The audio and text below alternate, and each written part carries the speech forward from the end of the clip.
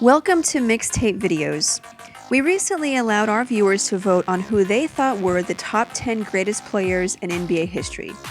After compiling thousands of votes, the results showed that Scottie Pippen was voted in at the number 10 spot.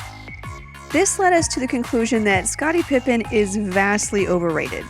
Now, not everyone will rank him that high, so to say he's overrated is based on the majority of fans ranking him in the top 10 or 20 all time. Let's take a look at why that's just way too high.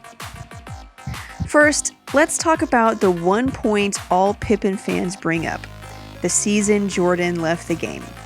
That season, Pippen led the Bulls in points, rebounds, assists, steals, and blocks.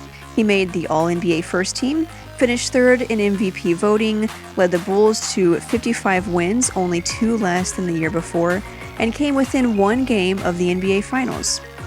Let's accept that season as 1 point for Pippen. Now let's look at the rest. After all, we're not saying Pippen was a terrible player, but the point of contention is putting him 10th all time. Going on to the very next season without Jordan, the Bulls went 34-29, with Pippen averaging pretty much the same numbers as the year before.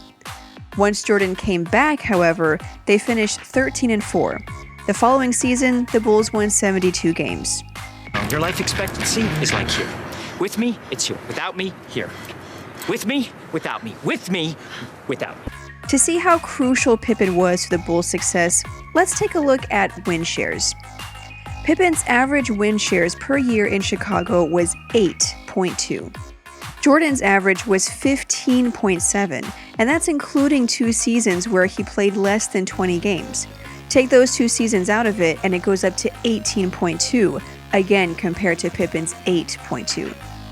What about the one magical season when Jordan was out? Pippen's win shares that year was 11.2. Most people point to Pippen's amazing defense, saying he was the greatest or one of the greatest defenders of all time, and that's why they rank him so high. Let's take a look at the defensive numbers.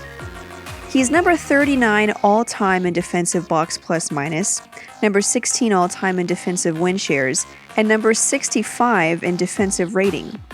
He cracked the top 10 in defensive rating just 5 times in his career and never won Defensive Player of the Year.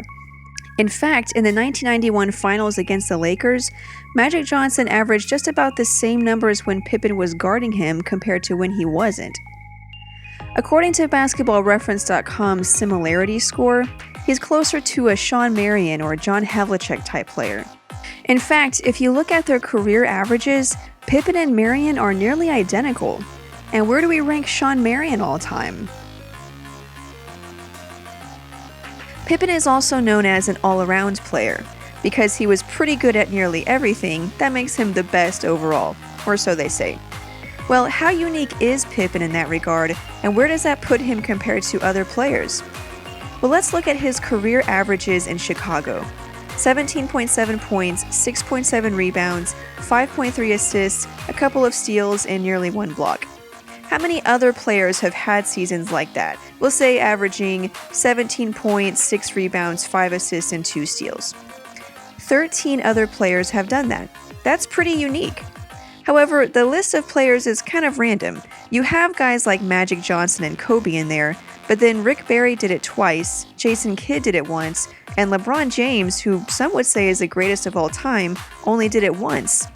And Fat Lever, a player that most casual fans have probably never heard of, did it 4 times, just as many times as Pippen.